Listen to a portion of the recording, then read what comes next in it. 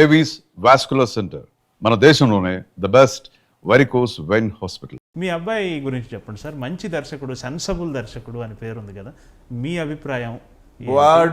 వాడి గురించి చెప్పాలంటే నేను వాడిని సినిమాకి దూరంగా పెంచుదామని, ఎందుకంటే సినిమాలో పడ్డ కష్టాలు నాకు తెలుసు. ఓకే. సినిమా ఈ స్టేజ్కి రావడానికి ఒక రామారావు గారి నీడని నేను పెరిగా. రామారావు గారి మూలానే నాకు ఇంత పేరు వచ్చింది. బట్ మళ్ళీ వాడు ఇంకొకళ్ళ నీడను పెరగడానికి వీల్లేదు, ఇండిపెండెంట్గా పెరగాలి అని చెప్పేసి ఎంబీఏలో జాయిన్ అయ్యాడు. ఎంబీఏలో అమెరికా వెళ్తా అన్నాడు. అమెరికాలో మనకి ఎవరు తెలియదు కదరా, ఎలా వెళ్తామన్నా. నేను వెళ్తాను అన్నాడు. సరే నేను పంపిస్తాను. నువ్వు ఒక్కడే కొడుకు, నేను రుద్దేవాడిని కాదు, నువ్వు ఇంజనీర్ అవ్వు, డాక్టర్ అవ్వు, లేకపోతే ఇది చదువు అని ఎవరిని ముగ్గురు పిల్లల్ని అనలేదండి నేను.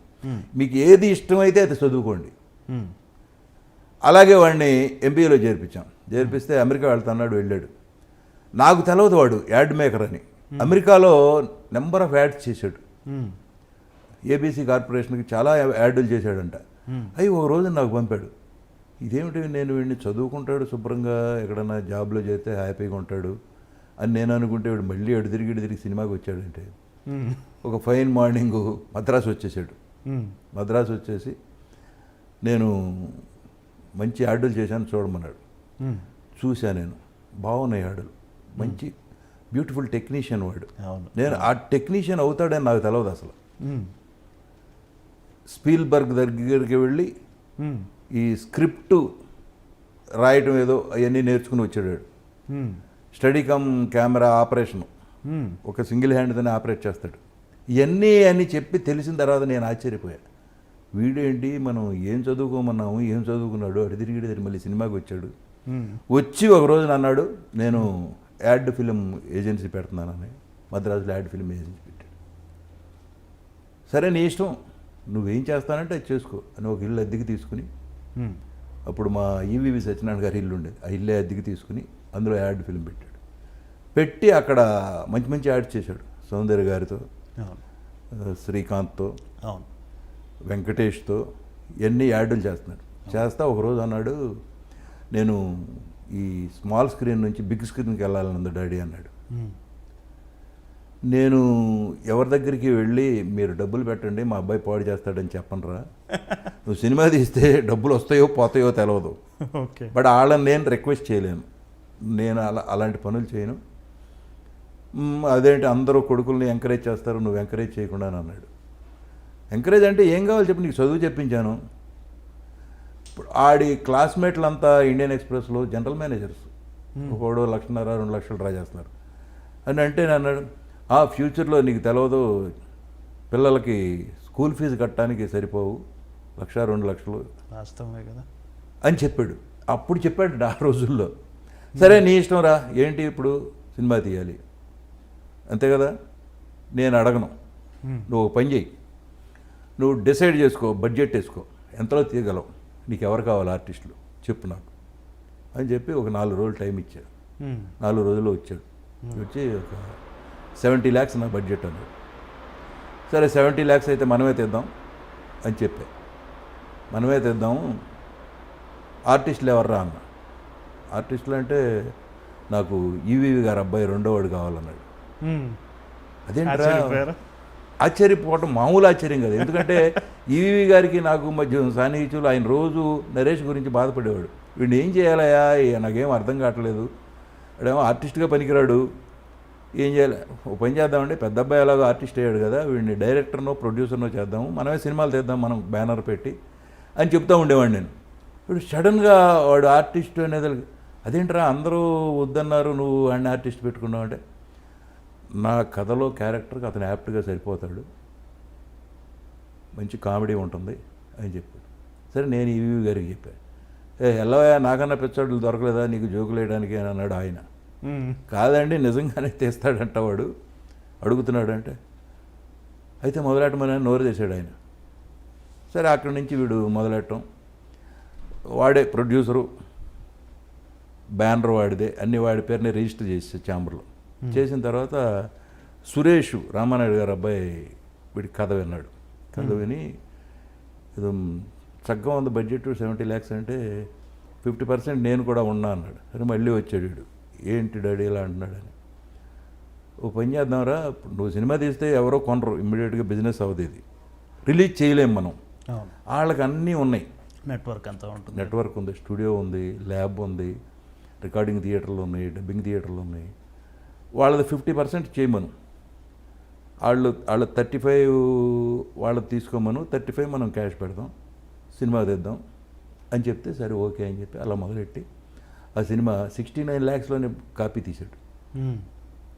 వెరీ గుడ్, బాగుంది అంటే సంచలనం. తర్వాత రిలీజ్ చేశారు, బాగుంది సినిమా, మంచి పేరు వచ్చింది.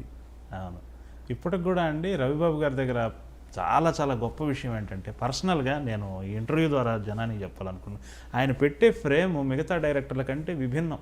అవునండి. ఒక యాడ్ ఫిల్మ్ మేకర్గా ఆయనకున్న గొప్ప క్వాలిటీ వల్లనో ఏమో ఒక్కొక్క ఫ్రేమ్ని ఆయన చెక్కే పద్ధతి చాలా గొప్పగా ఉంటుంది. పర్సనల్గా నేను ఆయన ఎప్పుడు కలిసి చెప్పలేకపోయాను, కానీ ఈ ఇంటర్వ్యూ ద్వారా ఆయన వారు చూస్తే ఈ విషయాన్ని నా తరపున వారికి ప్రశంస అందాలని కోరుకుంటాను. నేను వాడి గురించి గర్వంగా చెప్తానండి. ఎస్, తెలుగులో ది బెస్ట్ టెక్నీషియన్ వాడు. Yes sir, no doubt.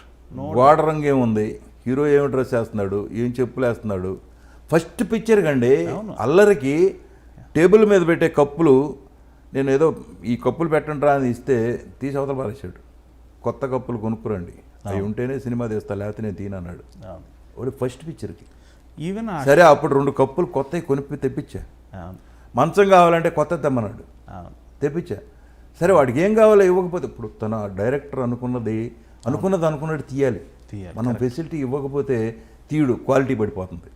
So అందుకని ఆడు అడిగిందల్లా ఇచ్చా చేదలకి.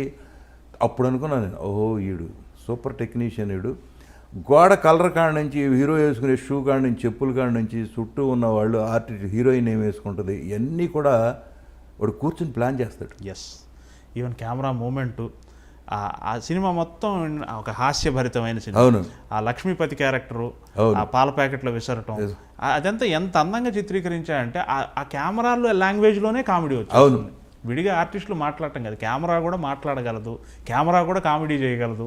మంచి కెమెరామెన్ అండి, నేను అందుకే చెప్పింది ఆడు ది బెస్ట్ టెక్నీషియన్ తెలుగులో. ఎస్ ఎస్, డౌటే లేదు. పైగా ఈ కాకా పట్టడం ఇవన్నీ తెలవదు అడిగి, వెరీ ఫ్రాంక్, వెరీ అస్సలు ఓపెన్గా ఇది బాగాపోతే బాగాలేదు అంటాడు.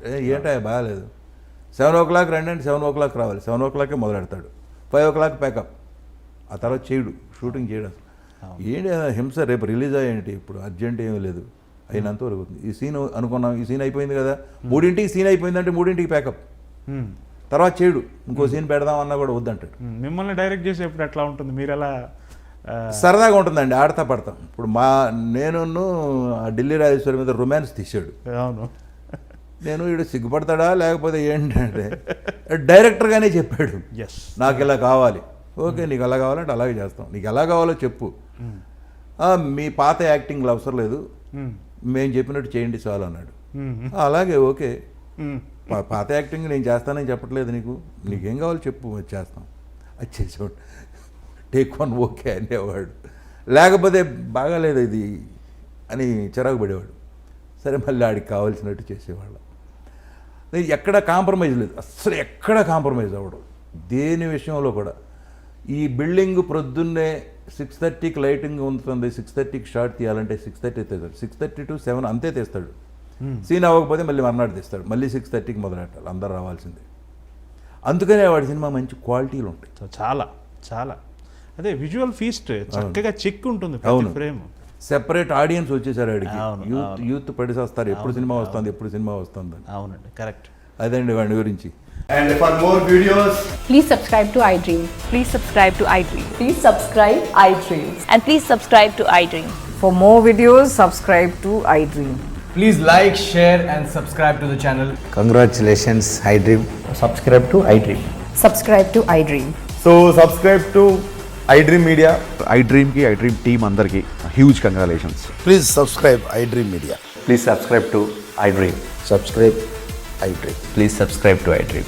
iDream అంటే నా కళల ఛానల్ సబ్స్క్రైబ్ చేసుకున్న నోరు తిరుగుతలేదు, మీరైతే గంట గుర్తు కొట్టండి. For more such videos, please subscribe to iDream.